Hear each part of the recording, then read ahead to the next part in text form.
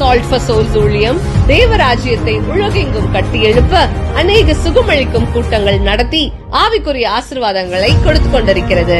Salt for souls ஊழியம் India மற்றும் இலங்கையில் ஆதரவற்ற குழந்தைகள் இல்லங்களை ஆதரித்து அவர்களுக்கு தேவையான அனைத்து விதமான உதவிகளையும் வழங்கி வருகிறது. ஹலோ எவ்ரிபாடி, அன்புள்ள போதுகிற நிகழ்ச்சியில் உங்களை சந்திக்கிறதுல ரொம்ப ரொம்ப மகிழ்ச்சியா இருக்கிறோம். நீங்க? ஆமா, அப்படித்தான் எல்லாம் நாங்க சந்தோஷமா இருக்கிறோம் உங்களை மறுபடியும் சந்திப்பதுல. இன்னைக்கு ஒரு ஸ்டோரி ஒன்று சொல்ல போறேன்னு சொன்னீங்களே, ஒரு கதை ஒன்று உங்களுக்கு நான் சொல்லுறேன். யாரும் இன்டரப்ட் பண்ணாதீங்க. ஒரு பாஸ்டர் இருந்தாராம் எங்கேயோ ஒரு சபையில. அந்த பாஸ்டருக்கு ஒரு சிஸ்டர் சபையில இருந்து வந்து சொன்னாங்களாம், பாஸ்டர் நான் சபையை விட்டு விலக போறேன்னு சொல்லி. அப்போ அவர் கேட்டாரா, ஏன் நீங்கள் விலக போகிறீங்க சிஸ்டர்னு? அப்போ அவங்க சொன்னாங்க, அந்த சிஸ்டர் என்னைய தப்பா இந்த நேரமும் பேசுவா, இந்த பிரதர் என்னைய ஒரு பார்க்குறதே வேற மாதிரி பார்க்குறாரு, எனக்கு இந்த சபையில் இருக்கிற பிடிக்கல பாஸ்டர், நான் போகிறேன்னு சொன்னேன். அப்போ என்ன நடந்திருக்கும்னு நினைக்கிறீங்க? அதுக்கு பிறகு அந்த பாஸ்டர் சொன்னாரா, சிஸ்டர் தாராளமாக நீங்கள் போகலாம், ஆனால் போக முந்தி ஒரு காரியம் நீங்கள் செய்யணும்னு சொல்லி. என்ன தெரியுமா? ஒரு கிளாஸ் தண்ணியை கொடுத்தாராம், அப்படியே நல்லா பிரிம் வரைக்கும் நிரப்பி கொடுத்தாரா. சிஸ்டர் நீங்கள் அப்படியே இந்த சபையை சுற்றி வாங்க, ஆனால் ஒரு நொடி ஒரு துளி ட்ராப் கூட நீங்கள் ட்ராப் பண்ணக்கூடாதுன்னு சொல்லி.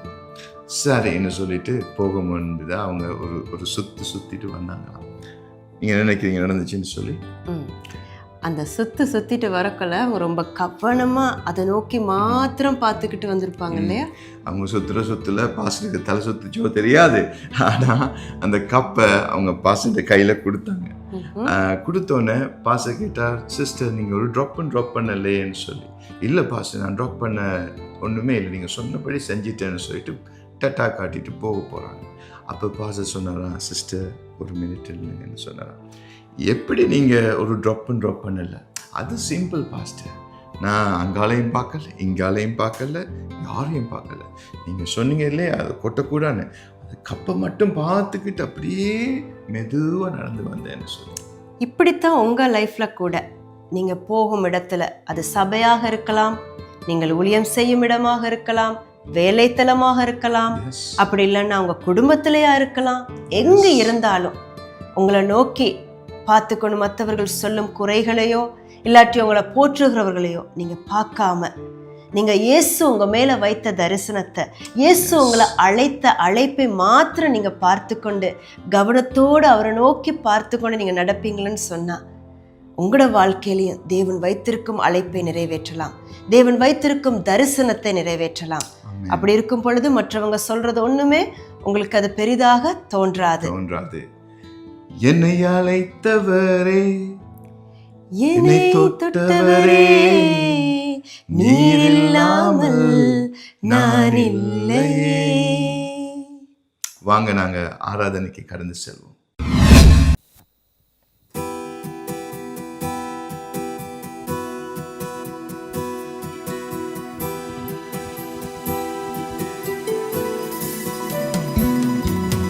மறவாமல் நினைத்தீரையா, மனதார நன்றி சொல்வே. மறவாமல் நினைத்தீரையா, மனதார நன்றி சொல்வே. இரவும் பகலும் என்னை நினைந்து இதுவரை நடத்தினே,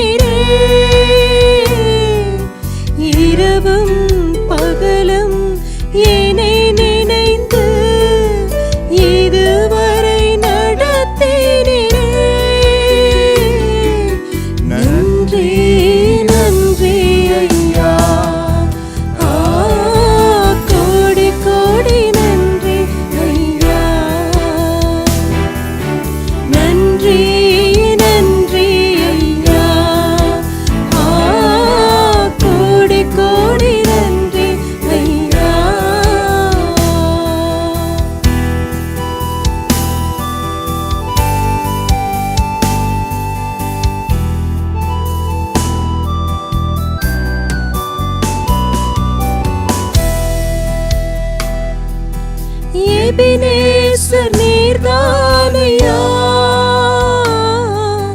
இதுவரை உதவினீரே. எபினேசர் நீர்தானையா இதுவரை உதவினீரே. எல்ரோய் எல்ரோய் என்னையும் கண்டீரே, இப்படி நான் நன்றி சொல்வேன். எல்ரோய் எல்ரோய் என்னையும் கண்டீரே, இப்படி நான் நன்றி சொல்வேன். நன்றி நன்றி ஐயா, கோடி கோடி நன்றி ஐயா. நன்றி நன்றி ஐயா, கோடி கோடி நன்றி ஐயா.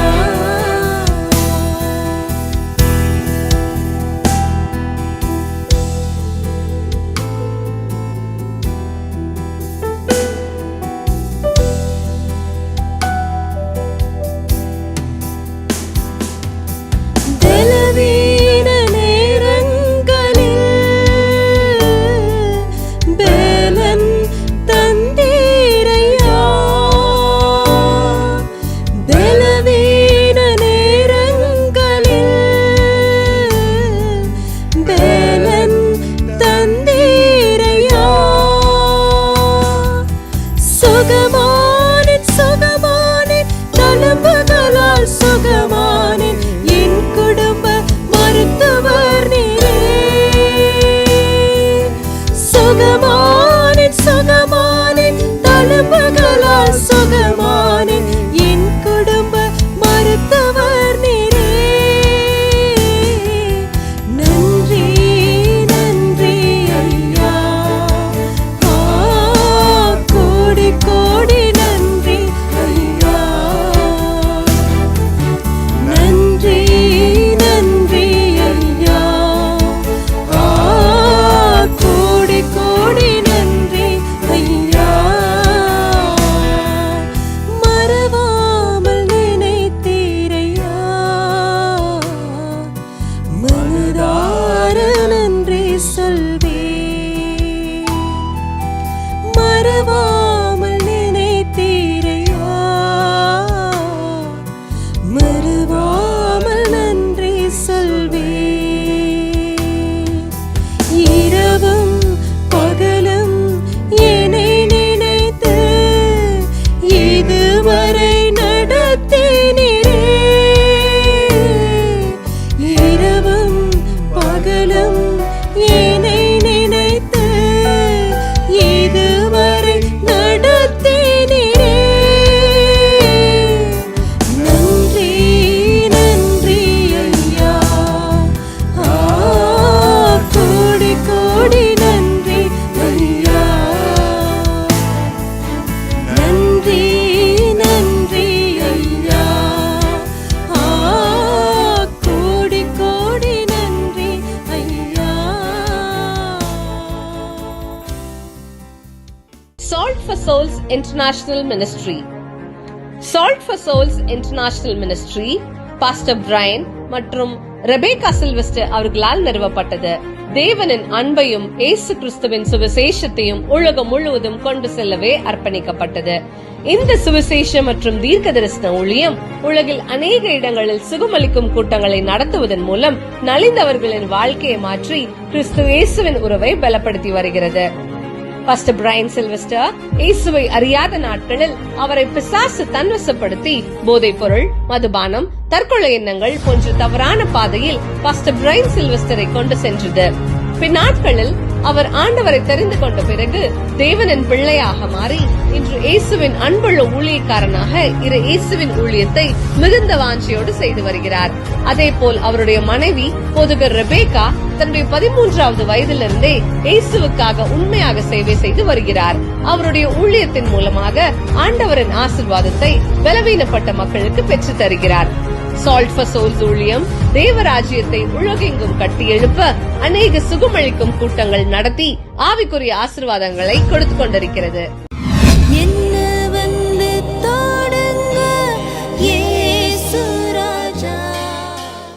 அழைத்தவர் உண்மையுள்ளவர். தேவன் எங்க எல்லார் மீதும் ஒரு அழைப்பை வைத்திருக்கிறார், ஒரு தரிசனத்தை வைத்திருக்கிறார். நீங்க தாயின்ற கருவில உருவாகும் முதலாக கர்த்தர் ஒரு திட்டத்தை கொண்டு உங்களை இந்த பூமிக்கு அனுப்பி இருக்கிறார். எங்க எல்லாரோட வாழ்க்கையிலும் ஒரு அழைப்பு இருக்கிறது, தேவனுடைய தரிசனம் இருக்கிறது. அது நாங்கள் கிறிஸ்துவுக்குள் ரட்சிப்புக்குள் வரும் பொழுது அந்த தரிசனம், தேவன் எங்கள் மேல் வைத்த அந்த திட்டம் எங்களுடைய வாழ்க்கையில வெளிப்பட ஆரம்பிக்கிறது. இன்னைக்கு நீங்க நினைக்கலாம், நான் இவ்வளவு தூரம் பிரச்சனைகளுக்குள்ள போறேனே, நான் இவ்வளவு தூரம் ஒரு விடுதலை இல்லாத ஒரு வாழ்க்கையாக இருக்கிறதே, எங்கு பார்த்தாலும் பிரச்சனை. ஒரு பிரச்சனை முடிந்தால் இன்னொரு பிரச்சனை, இன்னொரு பிரச்சனை முடிந்தால் இன்னொரு பிரச்சனை. அலைகள் மாதிரி என் வாழ்க்கையில மட்டும் ஏன்பா ஒரு பிரச்சனையாகவே இருக்கிறது? நீங்க என்ன அழைத்தீங்கன்னு சொன்னீங்களே அப்பா, என் வாழ்க்கையில தரிசனம் வைத்திருக்கிறேன்னு சொன்னீங்களே அப்பா, ஆனாலும் இந்த தரிசனங்கள் ஒன்று கூட இன்னும் நான் நிறைவேறுவதை காணவில்லையே. என் வாழ்க்கையில மட்டும் நான் ஏன் இப்படி பாடுகளை அனுபவித்துக் கொண்டு போகிறேன் என்று நீங்க இன்றைக்கு நினைத்து கொண்டிருக்கலாம். இதை இந்த நிகழ்ச்சியை பார்த்து கொண்டிருக்கும் நீங்க உங்க மனதுல தோன்றும், ஆண்டவரே என்னால முடியாதுப்பா, இதுக்கு மேல எனக்கு சுமக்கிறதுக்கு பலன் இல்ல ஆண்டவரேன்னு சொல்லி நீங்க கதறி அழும் ஒரு நபராக கூட இருக்கலாம். ஆனால் தேவன் உங்களை பார்த்து என்ன சொல்லுகிறார் தெரியுமா? அவர் உங்களுடைய வாழ்க்கையில வைத்த திட்டத்தை, அவர் உங்கள் வாழ்க்கையில வைத்த நோக்கத்தை, உங்கள் வாழ்க்கையில அவர் வைத்த தரிசனத்தை நிச்சயமாக நிறைவேற்றும் காலம் வருகிறது என்று சொல்கிறார். அது காலம் தாமதித்தாலும் கர்த்தர் அதை செய்து முடிக்கிறவராய் இருக்கிறார். நாங்க இந்த நேரத்துல தேவனுடைய வசனத்தை நோக்கி பார்க்க போகிறோம். 1 தெசலோனிக்கேயர் 5ஆம் அதிகாரத்துல 23வது வசனத்திலிருந்து இப்படியாக சொல்லுகிறது: சமாதானத்தின் தேவன் தாமே உங்களை முற்றிலும் பரிசுத்தமாக்குவாராக. உங்கள் ஆவி, ஆத்துமா, சரீரம் முழுவதும் நம்முடைய கர்த்தராகிய இயேசு கிறிஸ்து வரும்போது குற்றமற்றதாய் இருக்கும்படி காக்கப்படுவதாக. உங்களை அழைக்கிறவர் உண்மையுள்ளவர். சோ தேவன் உங்களை அழைக்கிறவர் உண்மையுள்ளவர். அது மாதிரி நாங்கள் பார்க்கிறோம், கர்த்தர் எங்களை பரிசுத்தமாக்கும்படி எங்களை புடமிடுகிற தேவனாக இருக்கிறார். எங்க வாழ்க்கையில அந்த தரிசனத்தை அடைய வேணும்னு சொன்னா நாங்க யோசேப்பினுடைய வாழ்க்கையை நோக்கி பார்க்கலாம். யோசேப்பு தரிசனத்தை கண்டார். யோசேப்பு கனவிலே கர்த்தர் கொடுத்த அழைப்பை கண்டார், தரிசனத்தை கண்டார். அவர் என்ன செய்தார்? ஓடோடி போய் தன்னுடைய சகோதரங்களுக்கு சொல்வதற்கு புறப்பட்டு போனார். அவரோ வீட்டில் ஒரு செல்ல பிள்ளையாக இருந்தார். தன் தகப்பனுக்கு செல்ல பிள்ளையாக அவர் காணப்பட்டார். ஆனாலும் இந்த கனவை குறித்து தன் சகோதரங்களுடன் அவர் சொல்லுவதற்கு போகும் பொழுது சகோதரங்க, தன் சொந்த சகோதரங்களே அவரை ஏற்றுக்கொண்டாங்களா? இல்ல. அந்த கனவை நோக்கி பார்த்து, தேவன் மேல வைத்த திட்டத்தை குறித்து நாங்க சந்தோஷப்படுறோம், இதுக்காக நாங்க எல்லாரும் ஒன்றிணைந்து நாங்க செயல்படுவோம்னு சொல்லி அவங்க எல்லாரும் ஒன்றிணைந்தாங்களா? இல்ல. எல்லாருமே எதிர்த்து நின்றாங்க. அது எப்படி தேவன் இவருக்கு மட்டும் பேசுறாராம்? இவரை நாங்க வணங்குவோமா? இவருக்கு நாங்க பணிவிடை செய்வோமா? இவரை நாங்க கனப்படுத்துவோமா? என்ன முட்டாள்தனமா இருக்குதுன்னு சொல்லி அந்த மாதிரி எல்லாம் அவங்க நினைச்சாங்க. அதன் பிறகு யோசேப்பை கொல்லுவதற்கு கூட அவங்களோட மனம் துணிந்தது. அவங்க என்ன செய்தாங்க? இவர் எப்படியாவது இவரை கொன்றணும், இவர் இருக்கக்கூடாது, இந்த தரிசனம் வரக்கூடாது, இந்த கனவு நிறைவேறக்கூடாது என்கிற அந்த சாத்தானுடைய குணங்கள், சத்துருவினுடைய அந்த குணங்கள் அந்த சகோதரருக்குள்ளே ஊடுருவி அவர்கள் அவனை கொலை செய்வதற்கு முயற்சி செய்தார்கள். ஆனாலும் தேவன் வைத்த திட்டம், தேவன் வைத்த தரிசனம் யோசேப்பின் மீது ஒருவராலும் கை போட முடியவில்லை. அவருடைய பிராணனை தொடுவதற்கு, அவருடைய உயிரை தொடுவதற்கு கர்த்தர் இடம் கொடுக்கவில்லை. அந்த இடத்திலே யோசேப்பு விற்கப்படுகிறார். அதன் பிறகாக அவர் பல பாடுகளுக்குள், நீங்கள் வசனத்தை நோக்கி பார்த்தீர்களானால் பல பாடுகளுக்குள்ளே கடந்து செல்கிறார். ஆனால் யோசேப்பு தளர்ந்து போகவில்லை. ஆனால் யோசேப்பு அந்த பாதையிலே, கடினமான பாதையிலே போகும் பொழுதும் சில இடங்களிலே அவரும் ஒரு மனுஷனாக இருந்தது நிமித்தம் தளர்ந்து போயிருக்கலாம்.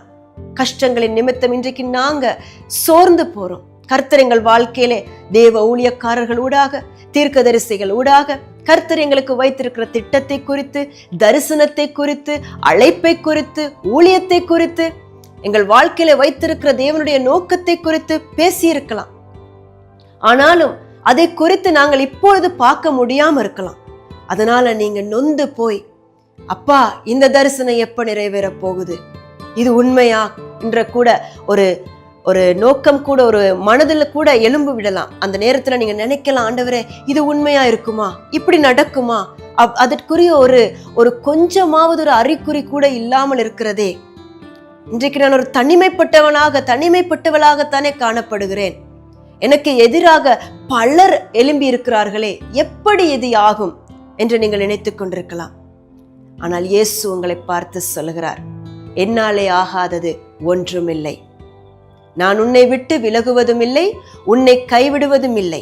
உன் மீது வைத்த நோக்கத்தை நான் நிறைவேற்றும் அளவு நான் உன்னை விட்டு விடுவதும் இல்லை. பாருங்க, எவ்வளவு அருமையான ஒரு வசனம். எங்க வாழ்க்கையில நாங்க போகிற போராட்டங்கள், ஆனா ஒன்று தெரியுமா, நீங்க இந்த பாதையில போகும் பொழுது, அந்த தரிசனத்தை நோக்கி போகும் பொழுது, அந்த கர்த்தர் வைத்த அழைப்பை நோக்கி போகும் பொழுது பல பாடுகள், பல பிரச்சனைகள். ஆனா உங்களுக்கு தெரியுமா, ஒரு நல்ல ஒரு விஷயம் நடக்குது இந்த இடத்துல. எங்களுடைய குணங்கள் மாற்றப்படுகிறது. ஒரு தங்கத்தை பார்த்தீங்கன்னு சொன்னா, அந்த தங்கம் முதல்ல தங்கமாக ஜொலிக்காது. அது ரொம்ப அந்த சேற்றோடு சேர்ந்து, அந்த மண்ணோடு சேர்ந்து, அது ஒரு அழகில்லாத ஒரு தன்மையை குறித்து தான் அந்த ஜுவல்லரி காணப்படும், அந்த தங்கம் காணப்படும். ஆனா தங்கத்தை எடுத்து செய்பவர் அதை உருக்கி நெருப்பிலே புடமிடப்பட்டு அது வெளியிலே வரும் பொழுது அது மிகவும் அழகான, எங்களுக்கு தேவையான விதத்திலே அந்த நகையை செயினாக போடுவாங்க, காப்பாக போடலாம், இல்லாட்டி ஒரு மோதிரமாக அணிவாங்க. எங்களுக்கு தேவையான முறையிலே அதை செய்யும் நபர் அதை வணைந்து அதை செய்து தரும் பொழுது, அதை நாங்கள் அணியும் பொழுது தான் அதோட விலை மதிப்பே அதிகமாக இருக்கிறது. அந்த பொன் புடமிடப்படும் பொழுதுதான் அதோட வேல்யூவேஷன் கூடுது. அத மாதிரி தான் இன்னைக்கு எங்க வாழ்க்கையில கூட, உங்களோட வாழ்க்கையில கூட, நாங்க கடந்து போகும் பாதையில எங்களுக்கு விரோதமாக பலர் எழும்புவாங்க. கர்த்தர் இன்னைக்கு உங்களை பார்த்து சொல்லுகிறார், ஒரு வழியாக வருகிற எதிரி 7 வழியாக அனுப்புவதற்கு தேவன் வல்லவராயிருக்கிறார். ஆனபடினால நீங்க போகும் பாதையில கர்த்தர் எங்களோட குணங்களை மாற்றுகிறார். சில நேரங்கள் எங்களோட வாழ்க்கையில கோபம் அதிகமாக இருந்தால், இது புடமிட்டு போகப்படும் பொழுது, இந்த கடினமான பாதையில போகும் பொழுது அந்த குணங்களிலே ஒரு மாற்றத்தை காணலாம். சில நேரத்துல எங்களுக்கு நீடிய பொறுமை இல்லாத ஒரு நபராக நீங்க இருக்கலாம். ஆனா இந்த மாதிரியான ஒரு சிச்சுவேஷனுக்குள்ள நீங்க போகும் பொழுது, இந்த மாதிரியான ஒரு பாதைக்குள்ளே நீங்க கடந்து போகும் பொழுது நீடிய பொறுமையை கற்றுக்கொள்ள கர்த்தர் கிருபை செய்கிறார். அதன் பிறகு நாங்க பார்க்கிறோம், அதே மாதிரி எங்களுடைய வாழ்க்கையில பயம் இருந்துச்சுன்னு சொன்னா, இதை குறித்தாவது பயம், இது நடக்குமா, இது கர்த்தரால முடியுமா, ஐயோ இது இப்படி இருக்கிறதே, இதை பார்க்கும் பொழுது எனக்கு பயமா இருக்குதே. பயத்தின் வாழ்க்கையை நீங்க கொண்டு போய் கொண்டிருக்கிறீர்களா? கர்த்தர் தாமதிப்பதன் மூலமாக உங்கள் வாழ்க்கையிலே அந்த பயத்தை அவர் நீக்கி விடுகிறார். ஏனென்றால் பரிசுத்த ஆவியானவர் உங்கள் வாழ்க்கையிலே முழுமையாய் வரும் பொழுது பயம் உங்களை விட்டு அகற்றப்படும். அப்பொழுது உங்களோட கண்களுக்கு தேவன் வைத்திருக்கிற தரிசனம் விளங்கும். தேவன் வைத்திருக்கிற திட்டம் திட்ட தெளிவாக உங்களுக்கு விளங்கும். தேவன் வைத்திருக்கிற அந்த மகிமையின் நாள் உங்களுக்கு விளங்கும். விசுவாசம் எங்களுக்குள் பெருகும். இந்த காலங்கள்ல எல்லாம் நாங்க கடந்து போகும் அந்த காலங்கள் எல்லாம் இது எல்லாம் நடக்குது. இது எல்லாமே கர்த்தர் எங்கள் வாழ்க்கையிலே செய்கிறார், புடமிடுகிறார். கர்த்தர் எங்கள் குணங்களிலே புடமிடுகிறார், எங்களுடைய வாழ்க்கையை புடமிடுகிறார். நாங்கள் பொன்னாக ஜொலிக்கும்படியாக, அதனூடாக கர்த்தரின் நாமம், இயேசுவின் நாமம் மகிமை அடையும்படியாக எங்கள் வாழ்க்கையை கர்த்தர் இந்நாட்களிலே புடமிட்டு கொண்டிருக்கிறார். இதை குறித்து நீங்க கலங்காதீங்க. இன்றைய நாளில் தேவன் உங்களை பார்த்து சொல்லுகிறார், கலங்காதே, திகையாதே, என் ஒளி உன் மீது வந்தது, நீ எழும்பி பிரகாசி, என் ஒளி உன் மீது வந்தது என்று தேவன் சொல்லுகிறார். இந்த நேரத்துல நீங்க இந்த நிகழ்ச்சியை பார்த்து கொண்டிருக்கிற உங்களுக்கு கர்த்தர் இந்த நாட்களிலே ஒரு உற்சாகத்தை கொடுக்கிறார். அவருடைய வசனம் வந்தாலே எங்களுக்கு ஒரு உற்சாகம்தான். யோசேப்பு கடந்து போன அந்த பாதையிலே, சிறைச்சாலையிலே அவர் இருக்கும் பொழுது அவர் நினைக்கல அவர் ஜனங்களுக்கு உதவி செய்கிற ஒரு நபராக மாறுவார் என்று அவர் ஒருபோதும் நினைச்சிருக்கல. ஆனா தேவன் அவருக்குள்ளே வைத்த திட்டங்களை அவர் வெளிக்கு கொண்டு வந்தார். ஆனபடினால் உங்களோட வாழ்க்கையில இன்னைக்கு உங்களை சூழ்ந்திருக்கும் நபர்கள், இந்த மனுஷன் எழும்பக்கூடாது, இந்த தேவ ஊழியக்காரி எழும்பக்கூடாது, இந்த தேவ ஊழியக்காரன் எழும்பக்கூடாது, இவன் வந்து தலை நிமிர்ந்து நிற்க கூடாது என்று சொல்லி உங்களுக்கு எதிராக என்ன கட்டுகள் செய்தாலும், உங்களுக்கு எதிராக என்ன ஏவுதல்கள் செய்தாலும், என்ன விதமான ஒரு வன் கண்ணோடு உங்களை பார்த்தாலும், உங்களுக்கு விரோதமாக பேசினாலும், தேவன் உங்களை பார்த்து சொல்லுகிறார், உங்களுக்கு விரோதமாக எழும்பும் எந்த ஒரு ஆயுதத்தையும் கர்த்தர் இயேசு வாய்க்காதே அவர் போக அவர் பண்ணுவார். அவை யாவற்றையும் முறிய அடித்து அவைகளின் வல்லமைகளை உடைத்து இயேசு அவைகள் எல்லாவற்றையும் அப்புறப்படுத்தி அவைகள் வாய்க்காதே போக கர்த்தர் பண்ணுவார். அந்த தேவனை நீங்க நம்புங்க, இயேசுவை நம்புங்க, இயேசு மேல உங்க நம்பிக்கையை வைங்க. மனுஷர் மேல நம்பிக்கை வைக்காதீங்க, மனுஷர்களை பார்த்து பயப்படாதீங்க. உங்களை தேவன் பார்த்து கொண்டிருக்கிறார் என்பதை நீங்கள் விசுவாசித்து அவருடன் நீங்கள் நம்பிக்கையோடு கூட இந்த பயணத்தில் நீங்கள் கடந்து செல்லுங்கள். அதே போல இந்த நேரத்தில் நாங்கள் கடைசியாக பார்க்க போகிறோம் ரோமர் 8:18. ஆதலால் இக்காலத்து பாடுகள் இனி நம்மிடத்தில் வெளிப்படும் மகிமைக்கு ஒப்பிடத்தக்கவைகள் அல்லவென்று எண்ணுகிறேன். இனி வரும் இந்த இவ்வளவு நாளும் நீங்கள் கண்ட பாடுகள் இனி வரும் தேவனுடைய மகிமைக்கு அது ஒப்பாகாது. அவருடைய மகிமை எங்களுடைய வாழ்க்கையில வெளிப்படும் பொழுது கர்த்தர் பெரிய காரியங்களை உங்களை வைத்து செய்வார். அழைத்த அழைப்பை நிறைவேற்றுவார். தேவன் உங்களுக்கு எதையாகிலும் செய்வேன் என்று அவர் உங்களுக்கு வாக்கு கொடுத்தால் அவர் நிச்சயமாக அதை செய்தே அவர் முடிப்பார். அதே போல உங்களோட வாழ்க்கையில உங்களை தூற்றுகிறவர்களை நோக்கியும் நீங்க பார்க்காதீங்க, உங்களை போற்றுகிறவர்களை நோக்கியும் நீங்க பார்க்காதீங்க. ஏன்னா தூற்றுவர்களை நோக்கி நாங்க பார்க்கும் பொழுது எங்க மனம் தொய்ந்து, நாங்க மனமுடைந்து தேவன் வைத்திருக்கிற தரிசனத்தை நோக்கி பார்க்காம நாங்க அதை விட்டு விலகி அவங்கள ப்ளீஸ் பண்ண ஆரம்பிப்போம். இல்லாட்டி நாங்களும் எங்களுக்குள்ள ஒரு கோபம் என்கிறது ஏற்பட்டு நாங்கள் கர்த்தரை விட்டு விலகி விடுவோம். ஆனா போற்றவர்களை பார்க்கும் பொழுது இவங்க எங்களை போற்றுறாங்கன்னு சொல்லி எங்களுக்குள்ள பெருமை வந்துடக்கூடும். அதனால தேவன் வைத்த அழைப்பை, அந்த அழைப்பின்படி போகாமல் சத்துருவானவன் எங்களை திசை திருப்பி கொண்டு போகிறதுக்கு வழி உண்டாக்குவான். ஆனபடினால நீங்க உங்களை போற்றவங்களையும் பார்க்க வேணாம், உங்களை தூற்றவர்களையும் பார்க்க வேணாம். நீங்க இயேசுவை நோக்கி மாத்திரம் பார்த்து கொண்டு, அவர் உங்கள் வாழ்க்கையிலே வைத்த தரிசனத்தை நோக்கி பார்த்து கொண்டு, அவருடைய மகிமை உங்கள் வாழ்க்கையிலே வெளிப்படும் அளவிற்கு அவருக்கு கீழ்ப்படிந்து, அவர் திட்டத்திற்கு நீங்கள் அவர் சத்தத்துக்கு செவி கொடுத்து, அவர் பார்வையிலே செம்மையானதை செய்து, அவர் வழியிலே நீங்கள் அவருக்கு கீழ்ப்படிந்து நடக்கும் பொழுது தேவன் நிச்சயமாக அவர் வைத்த தரிசனத்தை, அவர் உங்கள் வாழ்க்கையிலே அழைத்த அழைப்பை நிச்சயமாக நிறைவேற்றுவார். இயேசுவின் நாமத்தினால் இந்த நேரத்தில் நாங்கள் செபிப்போம். கர்த்தருடைய பாதத்திலே நீங்கள் இருக்கும் இடத்திலே உங்கள் கண்களை மூடி பரலோகத்தை நோக்கி பார்த்து சொல்லுங்க, அப்பா, என்னோடு நீங்க பேசின அந்த வார்த்தைக்காக நன்றி சுவாமி.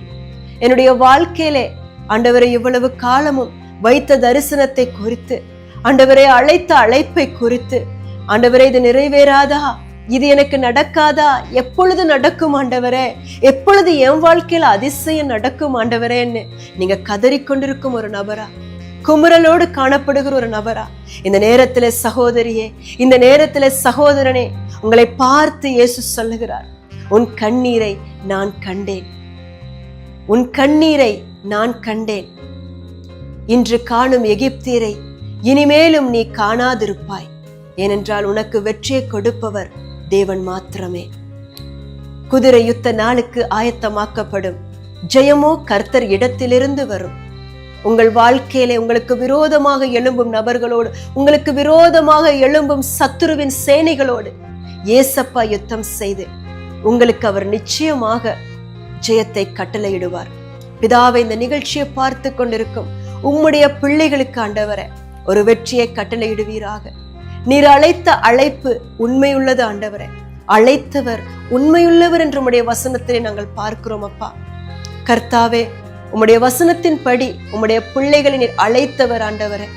அவர்கள் மீது நீர் வைத்த தாயின் கருவிலிருந்து அவர்கள் உருவாகுவதற்கு முன்னமே அவர்கள் மீது நீர் வைத்த திட்டம், அவர்கள் மீது நீர் வைத்த நோக்கம் ஆண்டவரை நிச்சயமாக வரும் காலங்களிலே நீர் நிறைவேற்றி கர்த்தாவே உம்முடைய நாமத்தை மகிமைப்படுத்த போகிறதுக்காக நன்றின்னு சொல்றோம் அப்பா.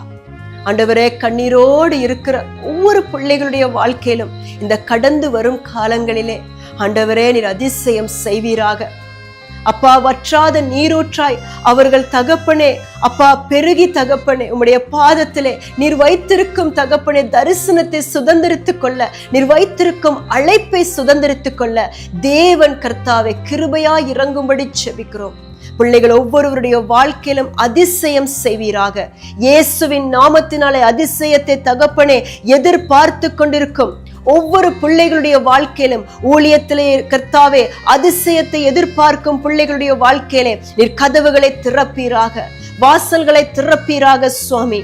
ஆண்டவரே, இன்னும் கர்த்தாவே தன்னுடைய வாழ்க்கையிலே தேவைகளை தகப்பனே அப்பா அந்த தரிசனம் நிறைவேற வேண்டுமே, தேவன் எனக்கு வைத்த திட்டம் நிறைவேற வேண்டுமே என்று கர்த்தாவே இந்த நேரத்திலே கண்ணீரோடு செபித்துக் கொண்டிருக்கும் உம்முடைய பிள்ளைகளின் வாழ்க்கையிலே அந்த தகப்பனே வாசல்கள் இயேசுவின் நாமத்தினாலே இந்த நாளிலே திறக்கப்படுவதாக பிதாவே.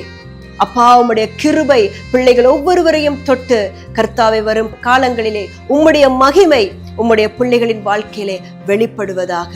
இயேசு கிறிஸ்துவின் நாமத்தினாலே இந்த நேரத்திலே எல்லாவற்றையும் அர்ப்பணித்து உம்முடைய பாதத்திலே நாங்கள் ஜெபிக்கிறோம் நல்ல பிதாவே.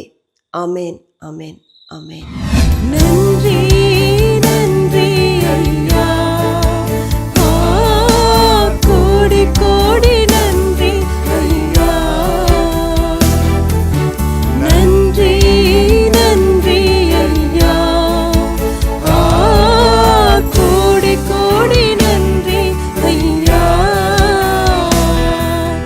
மறவாமல் நினைத்தீரையா,